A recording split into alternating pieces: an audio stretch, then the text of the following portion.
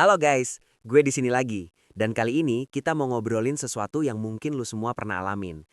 Pernah nggak sih lu diminta bantuan, ditawarin sesuatu, atau diajak ngelakuin hal yang sebenarnya nggak pengen lu lakuin?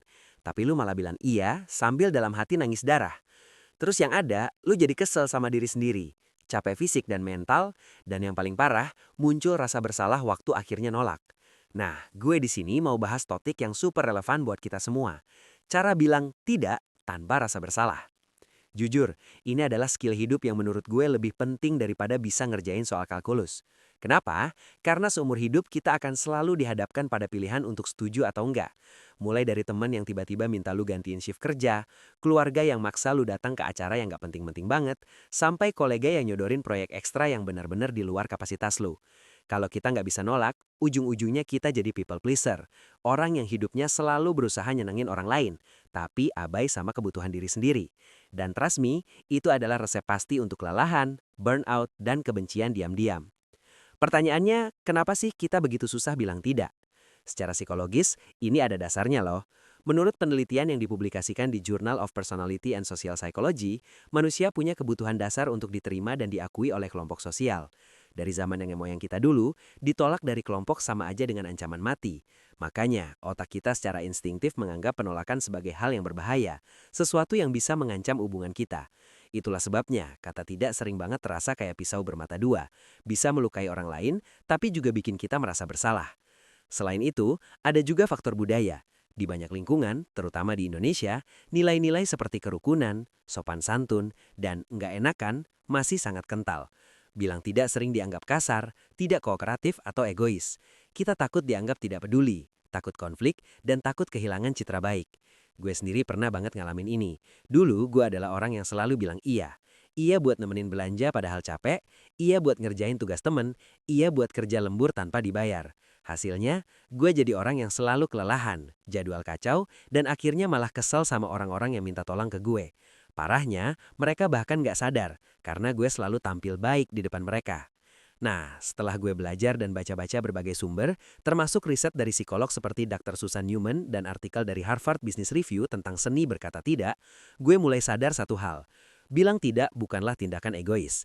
Itu adalah bentuk penghargaan terhadap waktu, energi, dan komitmen kita yang terbatas. Bayangin, waktu dan energi kita tuh kayak baterai ponsel. Kalau kita charge terus buat orang lain, gimana kita bisa nyalain fitur buat diri kita sendiri? Kita bakal mati kehabisan daya.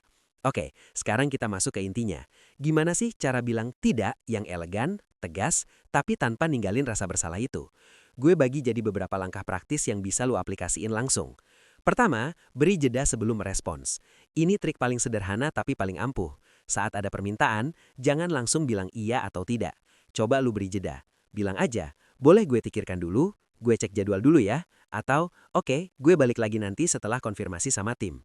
Jeda ini memberikan ruang buat lu buat berpikir rasional, bukan sekedar bereaksi karena tekanan sosial. Dalam jeda itu, tanya diri sendiri, apa ini sejalan dengan prioritas gue? Apa gue punya kapasitas buat ini? Apa konsekuensinya kalau gue bilang iya? Dengan begitu, jawaban lu akan lebih grounded, bukan cuma reaksi emosional. Kedua, gunakan kalimat yang jelas, ringkas, dan sopan. Gak perlu bertele-tele atau bikin alasan yang rumit. Makin panjang penjelasannya, makin terkesan kita berbohong atau merasa bersalah. Cukup gunakan formula sederhana. Apresiasi, penolakan, alasan singkat opsional, alternatif opsional. Contohnya, wah, makasih banget ya udah nawarin gue buat jadi MC di acara kantor. Sayang banget gue nggak bisa karena weekend itu udah ada komitmen keluarga yang udah direncanakan dari lama. Mungkin lain kali bisa kita kolaborasi untuk acara yang lain. Lihat, kita menghargai permintaannya, menolak dengan jelas, kasih alasan yang masuk akal tanpa terlalu detail, dan kasih alternatif untuk masa depan. Itu terdengar jauh lebih profesional dan dewasa daripada cuma bilang, aduh nggak bisa nih, sibuk.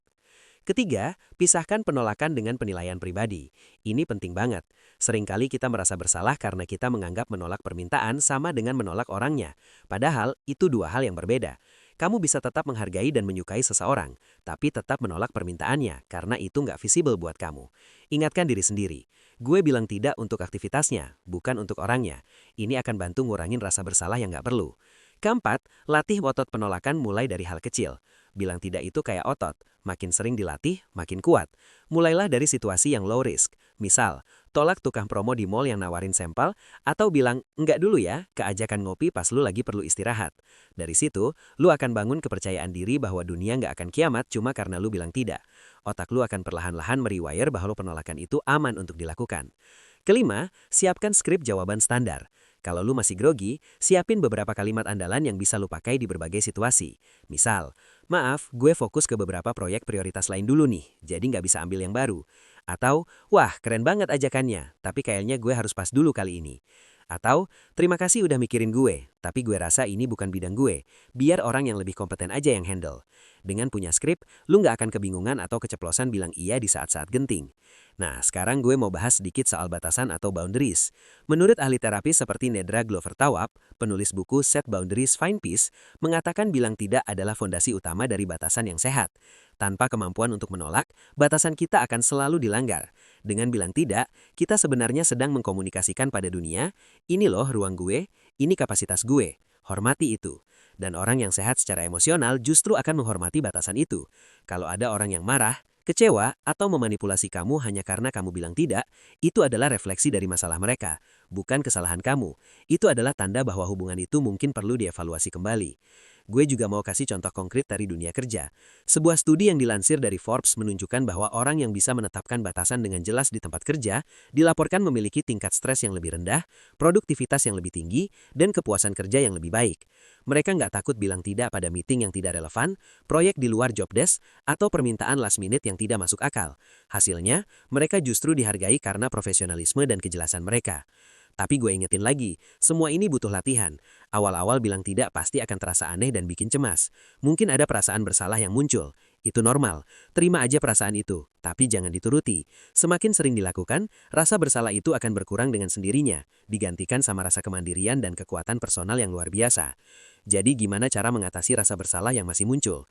Pertama, ingatkan diri sendiri tentang opportunity cost. Setiap kali kamu bilang iya pada sesuatu, kamu secara otomatis bilang tidak pada hal lain. Istirahat, waktu untuk hobi, atau proyek pribadimu. Kedua, bayangkan apa yang akan terjadi jika kamu selalu bilang iya. Apakah kamu akan jadi orang yang bahagia dan produktif? Atau justru kelelahan dan penuh rasa dendam? Ketiga, praktikan self-compassion. Perlakukan dirimu seperti kamu memperlakukan sahabat terbaikmu. Kamu nggak akan memaksa sahabatmu untuk selalu bilang iya pada semua hal kan? Kenapa kamu memperlakukan dirimu dengan standar yang berbeda? Nah, sekarang buat kalian yang mungkin masih takut, gue kasih satu perspektif terakhir. Bayangkan kamu punya sumber daya terbesar di dunia ini, bukan uang, tapi waktu dan perhatian. Waktu itu finite, nggak bisa diulang. Setiap detik yang kamu berikan ke orang lain, itu adalah investasi. Pastikan kamu menginvestasikannya pada hal-hal yang sejalan dengan nilai dan tujuan hidupmu. Bilang tidak adalah cara kamu menjaga portfolio investasi waktumu agar tidak bangkrut. Kesimpulan, jadi guys, inti dari segalanya adalah ini. Bilang tidak tanpa rasa bersalah adalah sebuah keterampilan yang bisa dipelajari. Ini bukan tentang menjadi keras kepala atau egois, tapi tentang menjadi jujur dan bertanggung jawab pada diri sendiri. Dimulai dari memberi jeda, menggunakan kalimat yang jelas, memisahkan penolakan dari penilaian pribadi, dan melatihnya secara konsisten. Ingat, kamu tidak bisa membuat semua orang senang tanpa mengorbankan kebahagiaanmu sendiri. Ketika kamu belajar bilang tidak dengan tegas dan sopan, kamu justru membangun hubungan yang lebih autentik, menghargai waktumu sendiri, dan akhirnya bisa menunjukkan versi terbaik dari dirimu untuk hal-hal yang benar-benar kamu katakan iya. Gue harap insight ini bermanfaat buat lu. Coba praktekin, mulai dari hal kecil. Niscaya hidup lu bakal lebih ringan dan terarah. Oke, sampai jumpa di pembahasan selanjutnya. Gue pamit dan ingat, kekuatan terbesarmu ada di kata yang paling sederhana, yaitu tidak.